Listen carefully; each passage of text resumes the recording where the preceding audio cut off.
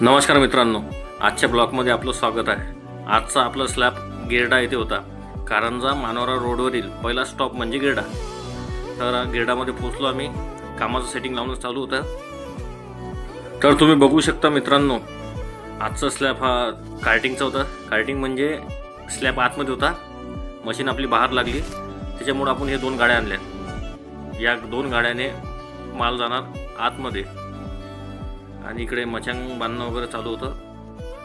हे मचांग बांधण्याची सुविधा आणि हे बाजूचा आपल्याला जो दिसत आहे तो स्लॅब, हा स्लॅब फक्त चटे याच्यात भीम वगैरे नव्हता।